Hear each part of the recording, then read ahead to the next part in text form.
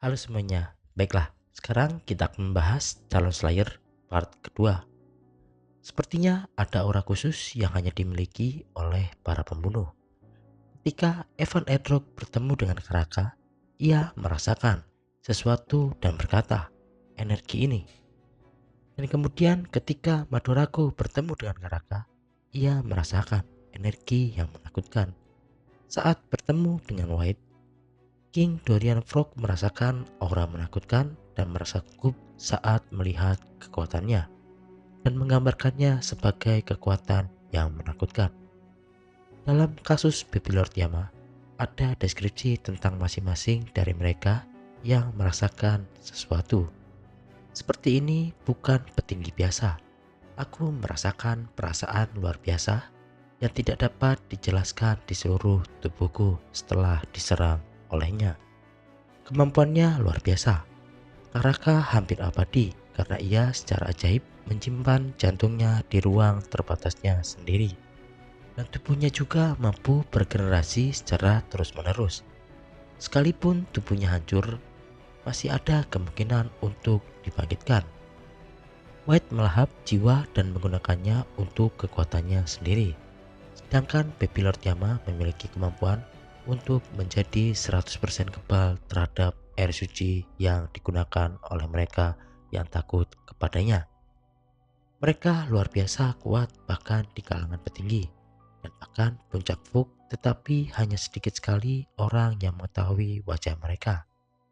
Misalnya Karaka hanya mengenali Evan Edrock dari auranya dan tidak mengenali wajahnya. Dan Baby Lord Yama tidak mengenalinya di Legiun kelima jahat kecuali Yas Raja.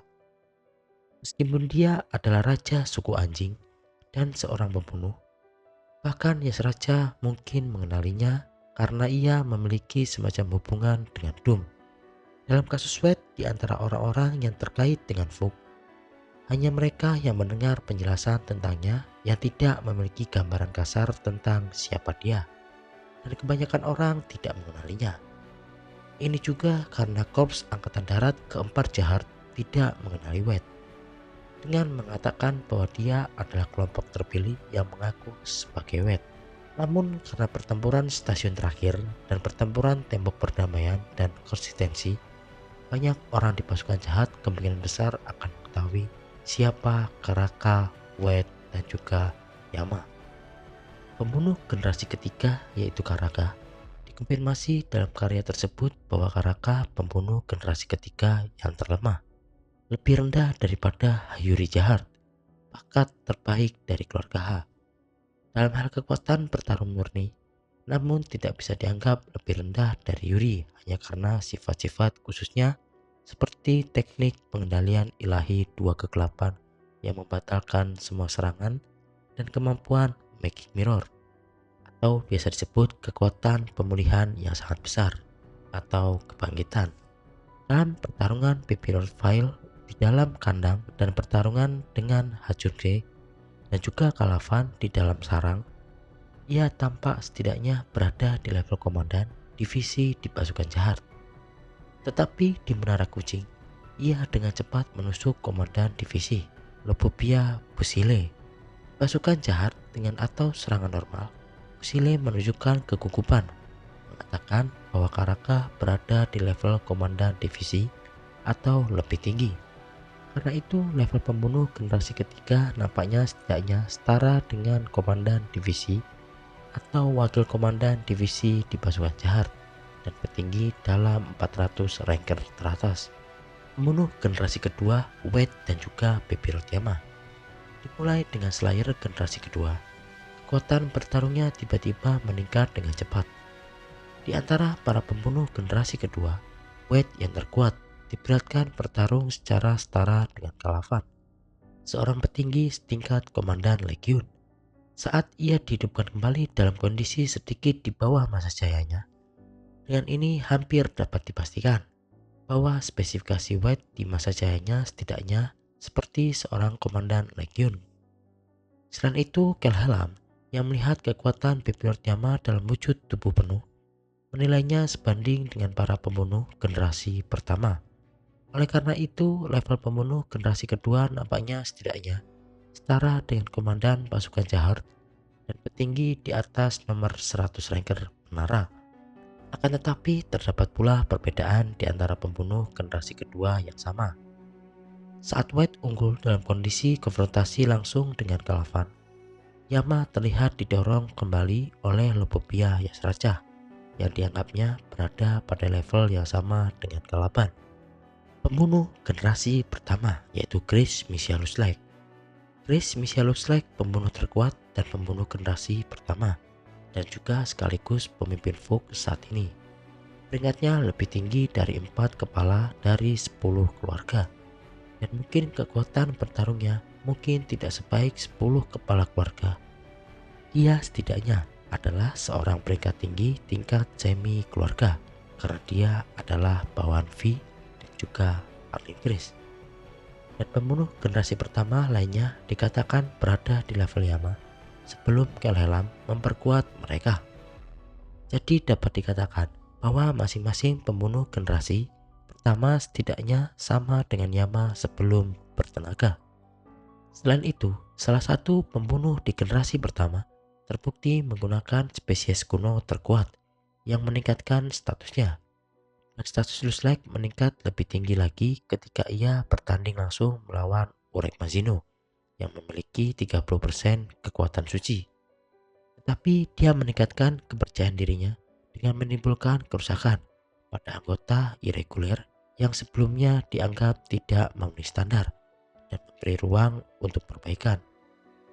Ulasan keseluruhan, meskipun kekuatan militer mereka tangguh, masalahnya adalah mereka pada posisi yang sangat tidak menguntungkan dalam hal kekuasaan jika dibandingkan 10 keluarga dan juga kerajaan jahat yang harus mereka hadapi. Sekalipun Fug menggabungkan kekuatannya, ia tidak akan mampu menang melawan satupun dari 10 keluarga. Apalagi aliansi 10 keluarga ataupun keluarga kerajaan jahat. Status Fug telah meningkat sedikit baru-baru ini seiring terungkapnya kekuatan bertarung para tetua. Tetapi kekuatan bertarung para pembunuh yang telah terungkap sejauh ini berada di bawah ekspektasi.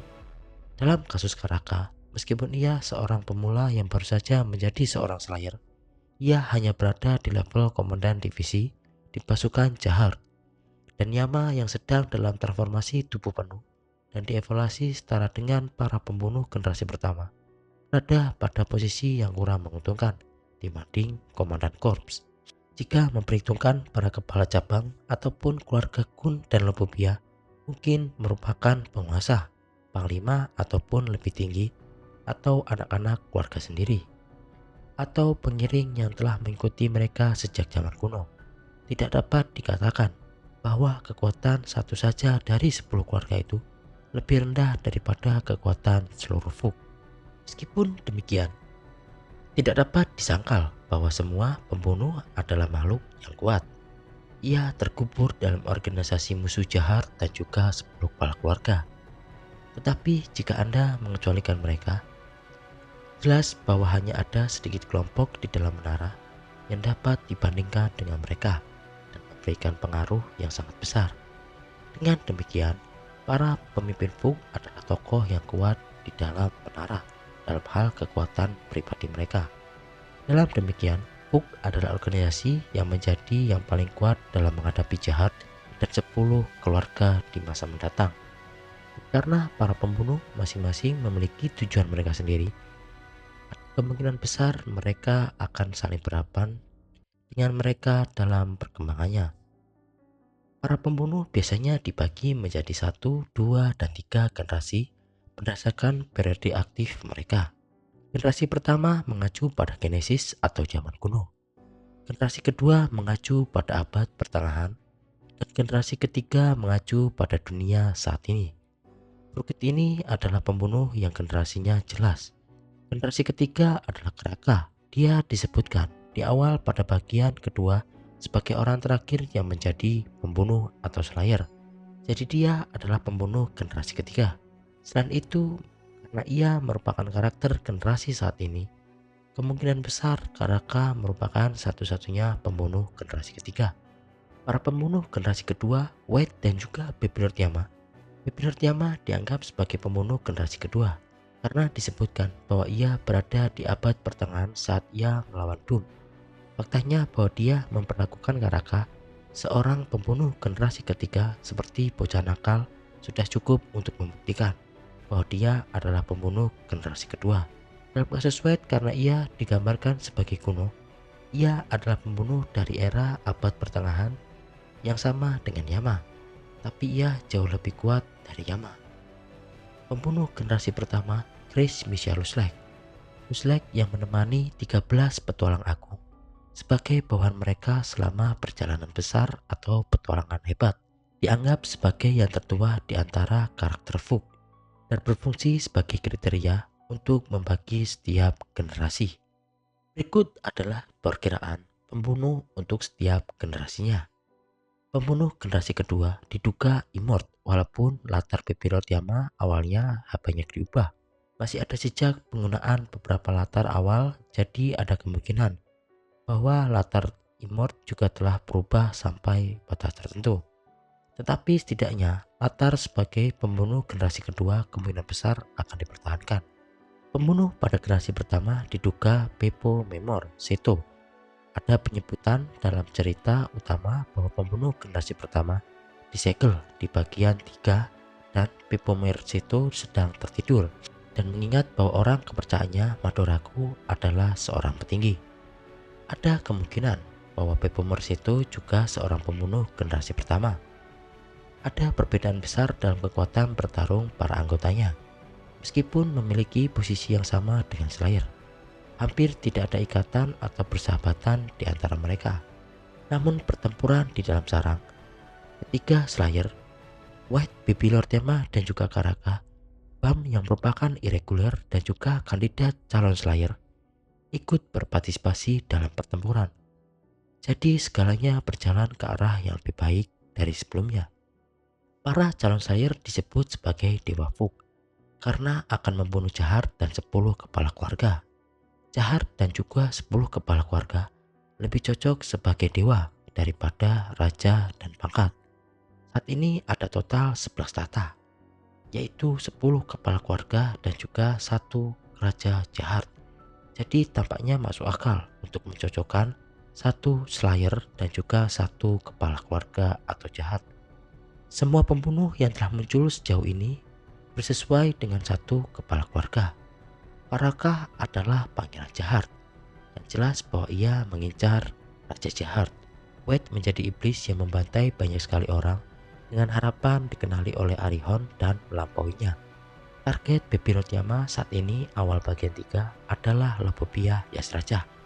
Tetapi Doom dan Yama selalu menyebutkan Yasraja dan 10 keluarga ketika bersumpah untuk membalaskan dendam. Namun tujuan Bam bertepatan dengan tujuan Karaka. Setelah pertempuran, Hajin Song memberitahu Karaka bahwa Bam akan mengambil tatanya. Tetapi ada kemungkinan bahwa pembunuh bukanlah sistem di mana rekrutan baru ditambahkan, melainkan orang terbaik untuk membunuh kepala setiap tahta dari 11 yang ada. Fug adalah kelompok yang dibentuk dari kumpulan dendam pribadi dan dapat dilihat sebagai pertempuran korban dari 10 keluarga. Akan tetapi 10 keluarga itu tidak bersatu menjadi satu, tetapi merupakan kelompok-kelompok independen dari suatu ikatan yang longgar, dan perpecahan dalam 10 keluarga itu juga merupakan fakta yang ada. Ini hampir identik dengan situasi dengan Fug. Karakter-karakternya dalam Fug menyebut para pembantai sebagai dewa-dewa kami dan bukan dewa-dewa saya. Dilihat dari aksi mereka di dunia nyata, para anggota Fug menghormati para pembunuh atau Slayer. Namun mereka hanya memberikan kesetiaan mutlak kepada satu dewa atau satu Slayer. Hal ini juga dapat dilihat berupa dengan hubungan antara 10 kepala keluarga dan juga keluarga mereka sendiri. Tokoh yang menyebut Slayer adalah dewa antara lain Haryun, Hajin Song, Poken, dan Madoraku. Pertama, jika Fug dibagi menjadi 11 cabang, keseimbangan akan runtuh dalam situasi di di mana bahkan jika semua kekuatan Fug digabungkan, akan sulit untuk mengancam satu keluarga sekalipun. 2. Jika Lusleg membunuh nomor 1 dan berada dalam posisi simetris dengan jahat, tetapi ia tidak memiliki tahta terpisah yang ia tuju. 3. Belum ada satupun pembunuh yang mampu mematahkan hukum keabadian dari 10 kepala keluarga. Situasi yang agak canggung akan muncul ketika perpecahan 10 keluarga mengarah pada situasi Gustang versus jahat. Akankah Slayer yang mengincar Gustang dan pembunuh lainnya akan mengincar jahat, berakhir di pihak yang berlawanan demi tujuan mereka sendiri? Jika sebuah keluarga hancur karena perpecahan dalam 10 keluarga, Slayer akan mengincar tata itu akan hancur. Pun Aguero Agnes pun mengatakan bahwa cita-citanya adalah ingin selalu menjadi kepala keluarga Kun, sehingga mau tidak mau ia akan bersentuhan dengan seorang Slayer untuk mengincar kepala keluarga Kunetman. Kemungkinan besar minggu depan kita akan membahas pribadi-pribadi dari Slayer Fug, entah itu Karaka, Baby Lord Yama, ataupun juga White. Di sisi lain, Mimin sebenarnya ingin membahas tentang Lobopia Tromere karena karakter ini sudah tidak ada. Jadi sementara Mimin akan tunda dulu tentang Lobopia Tromere karena Mimin berpikir untuk menunggu season 4-nya. Bagaimana reaksi dari para kepala keluarga mengetahui tentang kematian Lobopia Tromere. Tapi di sisi lain, kalian boleh request tentang karakter apa atau apa yang ingin dibahas. Selama karakter itu mungkin sudah akan tidak ada lagi seperti mungkin White, jadi biar nggak tanggung-tanggung, jadi biar bisa sekalian. Baiklah, sekian pembahasan dari calon Slayer untuk konten ini. Terima kasih dan sampai bertemu di next video. Bye bye.